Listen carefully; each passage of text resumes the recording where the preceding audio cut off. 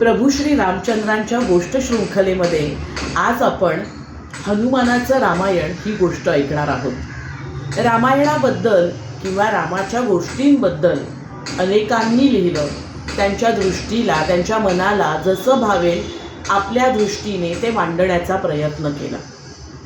शिवाचं रामायण हे सगळ्यात मोठं, हनुमानाचं रामायण हे त्या खालोखाल, त्यानंतर वाल्मिकी ऋषींनी त्याचा एक भाग लिहिला असं म्हटलं जातं. आणि पुनर्कथन करत असताना ते अगदी लहान लहान लहान, काहींनी अगदी काव्यामध्ये, छोट्या काव्यामध्ये मांडलं, काहींनी अगदी एका गोष्टीमध्ये रामायण सांगून मोकळे झाले.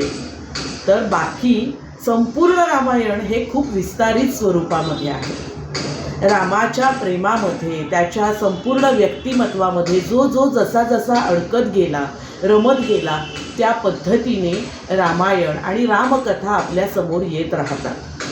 आणि या रामाच्या कथा ऐकूनच आपण पुढे जातो, आपल्या आयुष्यातल्या अनेक प्रसंगांशी त्याची तुलना करतो, त्यातनं बोध घेतो आणि जिथे कुठे ठेचकाळतो तिथे आपण आपल्या स्वतःलाच सांगतो हे चुकीचं आहे किंवा हे बरोबर आहे.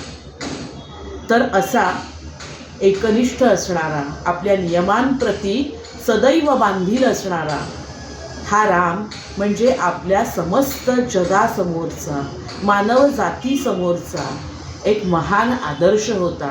आणि त्याच्या गोष्टी ऐकणं हा सगळ्यात मोठा आनंद आहे. आणि तोच आनंद आम्ही आपल्या सगळ्यांसमोर मांडण्याचा एक छोटासा प्रयत्न करतोय. रामाच्या चरणावरती आमच्याकडून एक पुष्प अर्पण करतोय.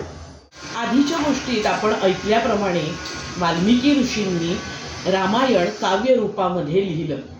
ते रामायण सीतेला ऐकवलं, तिला ते खूप आवडलं. त्यांची पत्नी गोमती हिला ऐकवलं, तिने सुद्धा त्याची प्रशंसा केली. मग हेच रामायण त्यांनी स्वर्गामध्ये, पृथ्वीवर, भूलोकामध्ये ज्यांचा संचार आहे, वावर आहे, त्या नारद ऋषींना ऐकवलं. ते ऐकल्यावर त्यांची प्रतिक्रिया पाहिली तेव्हा नारद ऋषी म्हणाले की चांगलंय, पण हनुमाना इतकं चांगलं नाही. त्यांच्या चेहऱ्यावरचे ते भाव आणि त्यांची ती प्रतिक्रिया ऐकून वाल्मिकी ऋषींना एक प्रकारे ओढ लागते किंवा उत्सुकता ताणली जाते की माझ्यापेक्षा जास्त चांगलं रामायण कोणी लिहिलंय, त्या माकडाने, तो काय रामायण लिहिणार. म्हणून त्याचा शोध घेण्यासाठी ते फिरतात, ते जातात. आणि त्यावेळी नारद ऋषी त्यांना कदली वनाचा ठिकाण सांगतात, ते स्थान सांगतात. आणि त्या कदली वनात गेल्यावर तिथे केळीच्या मोठ्या मोठ्या 7 पानांवरती ते रामायण हनुमानाने लिहून ठेवलेलं असतं. जेव्हा वाल्मिकी ऋषी ते रामायण वाचतात तेव्हा त्यांच्या डोळ्यामध्ये अश्रू येतात, त्यांचं हृदय भरून जातं. आणि खरोखरच नारद मुनी जसं म्हणाले होते तसंच हे रामायण आहे.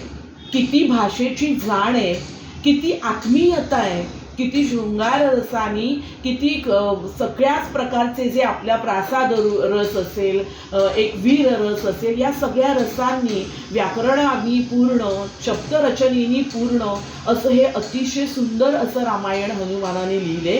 ही भावना त्यांच्या मनामध्ये अशी आतून दाटून येते. आणि तेव्हा ते म्हणतात की हे किती छान लिहिलंय तुमच्या. आणि मारुती विचारतो, हनुमान विचारतो की मग तुमच्या डोळ्यामध्ये पाणी का आलं. तेव्हा ते म्हणतात की आहेच त्या दर्जाचं की हनुमानाचं रामायण वाचल्यावरती वाल्मिकींनी लिहिलेलं रामायण कोणी वाचणारच नाही.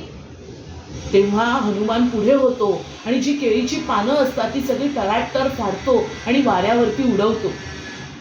तेव्हा वाल्मिकी जोरात किंचाळतात, वाऱ्यावर उडालेली ती पानं अशी धरायला जातात आणि की हे तू काय केलंस, इतकी महान कलाकृती, इतकं मोठं असं असणारी ही गोष्ट तू अशी वाऱ्यावर उडवलीस, तू फाडून टाकलीस, का केलंस तू हे.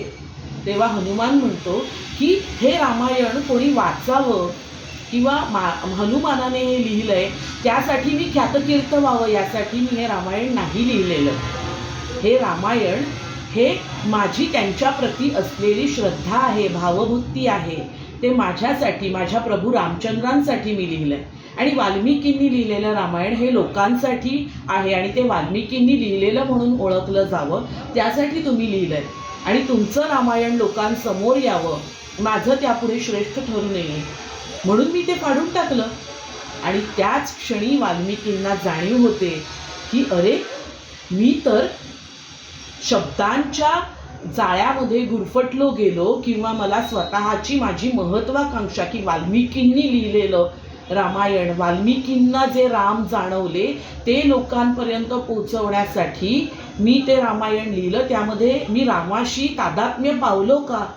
वाल्मिकीच तिकडे पुढे होते, तिथे राम महत्त्वाचा आहे का? हनुमानाने लिहिलेलं जे रामायण होतं ते फक्त भक्तिभाव आणि रामाप्रती असलेली श्रद्धा, प्रेम यांनी ओतप्रोत होतं, म्हणून ते इतकं चांगलं होतं आणि माझं त्यापेक्षा कमी होतं.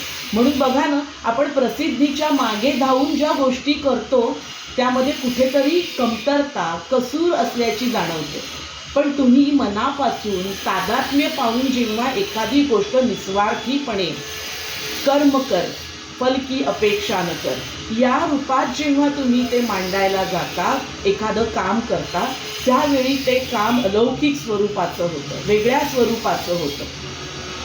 फळ तर मिळणारच असतं आपण काम केल्यावर, पण प्रसिद्धीला येण्यासाठीच एखादी गोष्ट नाही करायची. जे काम करतो त्यामध्ये आपण पूर्णपणे तादात्म्य पाहून काम केलं पाहिजे, हे वाल्मिकी ऋषी इकडे जाणतात. आणि ते होतं ते केवळ हनुमानामुळे. आणि वाल्मिकी ऋषी हनुमानाच्या पायावर पडतात, त्यांना नमस्कार करतात भक्तिभावाने आणि ही जाणीव करून दिल्याबद्दल त्यांचे आभार मानतात की राम श्रेष्ठ आहेच, पण त्याहून श्रेष्ठ रामाची कल्पना आहे. आणि त्या रामाला मांडत असताना आपण त्याच्याशी तादात्म्य पावणं अतिशय गरजेचं आहे. ही खूप मोठी शिकवण तुम्ही मला आज दिली. तर मित्रांनो, अशा पद्धतीने रामायणाच्या अनेक गोष्टी आहेत, त्याचं वेगवेगळ्या ठिकाणी वेगवेगळ्या लोकांनी पुनर्कथन केलं. कुणी म्हणतं ते नारळाच्या पानांवर लिहिलं गेलं, कुणी म्हणतं आणखी काही लिहिलं गेलं. हनुमानाने लिहिलेलं हे जे रामायण आहे त्याचा एक भाग फक्त वाल्मिकींनी लिहिला. शिवाने शक्तीलाच म्हणजे पार्वतीला जे रामायण सांगितलं ते 1,00,000 श्लोकांचं होतं. हनुमानाने जे रामायण लिहिलं ते 60,000 श्लोकांचं होतं. आणि वाल्मिकी ऋषींनी जे रामायण लिहिलं ते 24,000 श्लोकांचं होतं. शिवाने पार्वतीला सांगितलेल्या रामायणाला व्यासमुनी अध्यात्म रामायण म्हणतात, तर वाल्मिकी ऋषी याला आनंद रामायण म्हणतात. त्यानंतर रामायणाचं बऱ्याचदा पुनर्कथन झालं, अनेकांनी ते सांगितलं. त्या मोठ्या रामायणापासून संक्षिप्त अगदी लहान रूपामध्ये आता आपण चित्रपटामध्ये, सोशल मीडियामधून छोट्या छोट्या गोष्टींमार्फत हे रामायण जाणून घेतो. तर त्यातला महत्त्वाचा भाग किंवा महत्त्वाचा मुद्दा असा की या गोष्टी काही ना काही करून लोकांपर्यंत पोहोचल्या पाहिजेत, त्यांना त्याचा आनंद घेता आला पाहिजे. आणि म्हणूनच या गोष्टी तुमच्यापर्यंत पोहोचवण्याचा केलेला हा छोटासा मानस. काळानुसार या सगळ्या गोष्टी बदलत जातात. तात्पर्य असं आहे की आपण आपल्या स्वतःची प्रौढी कुठेही जेव्हा देवाचा संदर्भ येतो तेव्हा मिरवता कामा नये.